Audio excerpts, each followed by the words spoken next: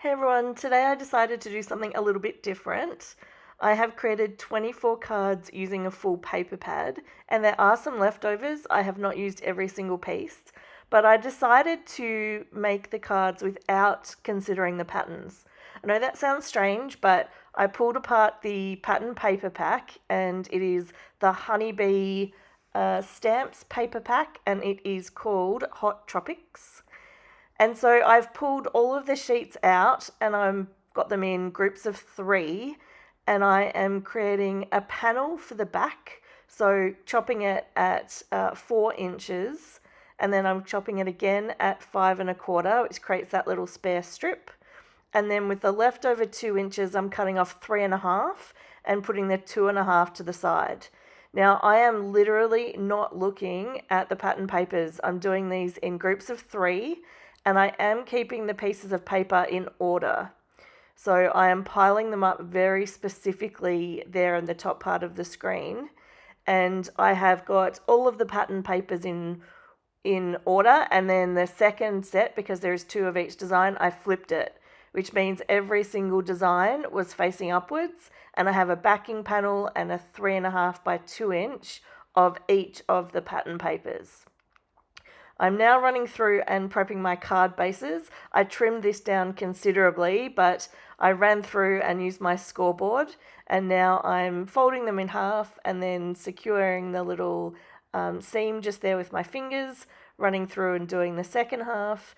And I have more than the 24 card bases, but there's plenty for me to work on today's project. The next step is I am in order again. I'm being very careful with how I'm putting these down on my desk.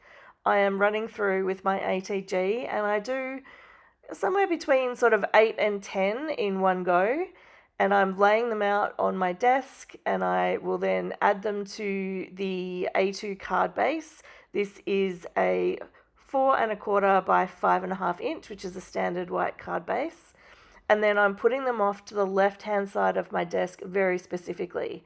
Now, the reason I'm doing this is because I am using every single one of the patterns today for my cards, and I'm doing absolutely zero thinking about what matches up with what. So I've literally cut the panels down. Half of these patterns, I didn't even see them when I was cutting because they were in the middle. And then I'm going to use the little pile up the top as a piece of interest on the card, and I am going to flip it over. What that means is each card, so 24 cards out of 24 sheets of pattern paper, each card will have the front and the back of the same piece of pattern paper featured together. So my logic here is I often spend quite a bit of time picking my favorite pattern paper. Maybe some of the pattern papers don't get used at all because they're always on the back. So I decided I'm not going to do too much thinking today. I'm literally going to use every design and let them shine. Now, these black pieces here were cut off a separate project, and they're just short of 1/2 inch. They're maybe, just short of 1/4 inch. So maybe 3/8.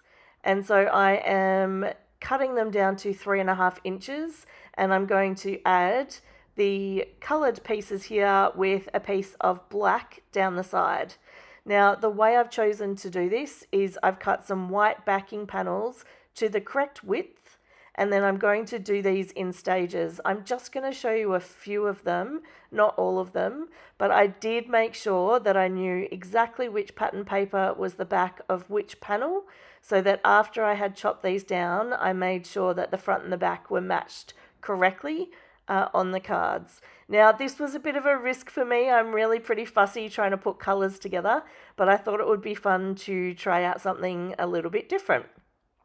So if you are keen to make some cards but matching colours is not your favourite thing, or maybe you find it difficult to decide what goes with what, I highly recommend trying this out. It was a lot of fun, and it did actually make the card making pretty quick. And then it meant that trying to finish off the cards with some of the components that I had around my desk, whether that was some spare die cuts or some spare sentiments, was pretty fun. So here I am just finishing off some of these. I wanted to say a huge shout out and thank you to everyone who has subscribed to my channel. Getting to 1,000 subscribers is a very big milestone for anyone who is a content creator, and I am getting pretty close. So for everyone who has already subscribed, a big, big, giant thank you. Also a reminder that all of the products that I'm using today I will put down below. They will be affiliate links, but they should get you to anything that you are looking for. All right, here comes the fun part. So I had all these bits and pieces on my desk, including some of my hot foil sentiments, and hot foiling is one of my new favorite things. It is absolutely so satisfying to create these sentiments, and they just add so much of a special look onto a card. So here I am lining up this little astronaut. This is an MFT astronaut, and I think it's called Space Explorers. He has been hanging around for a little while, and I've found the perfect card to put him onto. I also have quite a few of these hummingbirds. These are from Paper Rose. I think there's about 6 or 7 here on my desk, and I do end up using all of them. I had originally thought I might use that pink teddy bear, but then I thought a pink teddy bear with tropical flowers doesn't make too much sense, so I thought adding the bird would be a better choice.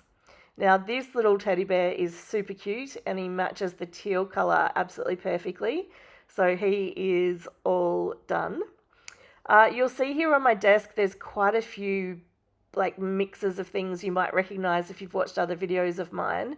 I was planning on creating some of the gnomes. This is a Simon Says Stamp gnome die cut or die. So down on the right hand side there's a whole bunch in the little leftover tropical colors, and I will put those together on the gnome card backing piece and use them for another project, but they did not feature today. I did use an absolute load of these little sun die cuts. I had, actually not die cuts, I had stamped these onto some yellow paper, and then I had fussy cut them out and then put some black marker around the edge for definition, and they worked absolutely perfectly. I used quite a few of them on today's project, which is absolutely fantastic. So it was really the suns, the hummingbirds, and then I did use quite a few of the little flowers, although I do have quite a few of those left. And then I used the Shine Bright and Just a Note sentiments, which work perfectly with the bright, cheerful colours of this paper pack. One thing that I did find really interesting is that I have used blue a lot for my hot foiling so far. I have used a little bit of gold, but because there is absolutely no blue in this paper pack at all, it meant I kept picking up these sentiments that were black with some blue foil, etc., and they just did not match. So I did find that I used more of them that actually had the gold than I did that had the blue. So I will need to dig out one of my other paper packs that has blue through it to use up more of these sentiments. These sunshines, they're just so super cute. I ended up really sorting through and putting the cards back into almost colour order and then working through them in batches. I just found it a little easier. I'm not much of a pink person, but I do have a few things you can see here on my desk that match in. And I kept trying to decide, do I offset it with a different colour? Do I like lean into having this amount of pink and this amount of purple? And in the end I managed to mix up sort of those warm colours. So even when I did put some flowers onto some of these cards, I put orange and pink and red together, and it did just match in with the theme of this card really, really well. I'm disappointed that I didn't need to use my gnomes, but I was so determined to use up as much of what was on my desk as I could. And if I do manage to use up an entire pile of something, then I find that super satisfying. So in a moment, I think you'll see me use up all of the hummingbirds. And when I used up all of those, that was really cool on, I think, the green themed cards. So we're still going with these suns, and I've used the Just a Note sentiments as well as the Shine Bright. So the top right hand corner of my mat here is pretty empty, so I managed to work through those. One thing you will notice is that I haven't used very many happy birthday sentiments on any of these cards. I'm really trying to avoid birthday. I do have lots of those in my stash already, but also I really want to use a lot of these cards for donation. And generally, when I donate cards, they're not birthday cards. They're actually cards that will brighten someone's day, or a message for someone in a nursing home, or maybe someone who's not feeling quite so well. So, with that in mind, just generic sentiments work really, really well. I've managed to dig out some of the sentiments that I had left over from other paper pads. So, the orange ones and the blue ones in the middle, and I just used my final grey one just then. They have been sitting in my stash for a little while, and Just For You sentiment is absolutely perfect on those lemons and oranges and with the hummingbird. I'm now fussing around with the pink, and I'm not great with pink and red. So I sort of did a bit of an odd combination here with all of the warm colours, but I like it in the end. And I'm not going to show me gluing all these components together, but I did pop some of these up on some little foam squares, which meant that they had a little bit more dimension to them, which made these a little bit more interesting than how they look right there. So do you have any half-finished cards in your stash? Like, do you like to make backing panels and then you haven't quite finished them off? I seem to do this quite frequently, and I was thinking about making a video of just more of this, where I'm actually using a bit of a pile of bits and pieces from my stash with some backing panels, and then just turning them into the final cards. But I'm not sure. Is this part helpful? Is seeing me sort of change which flower I add to the card 3 times? I don't know if this is helpful for you. So if you find it helpful, let me know below, and I'll maybe include a bit more of this in my videos. Look at this card here. I've decided just to roll with it. But when I did my random chopping earlier, those, I think they're apples, are actually sideways. So if I had not pointed that out, would you have noticed? I'm not sure. I decided again I was just going to roll with it. So I only have 2 more to go here. And again, I do have some leftovers from this paper pad. I've got some 2.5 inch by 2 inch rectangles. And then I've got some 3/4 of an inch by 4 inch panels. And I thought, I have seen some other creators put those little strips inside the card for a bit of a decoration. But I'm not sure. I might use it as some strips to create some additional cards. But for the moment, I have created 24. And I did feel like I created some cards that really highlighted the pattern paper.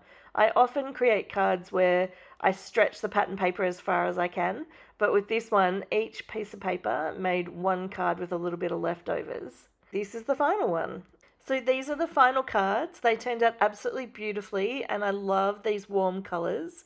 If you love simple cards and love a bit of hot foiling, then I've put a video here that I think you might enjoy. Have a great day.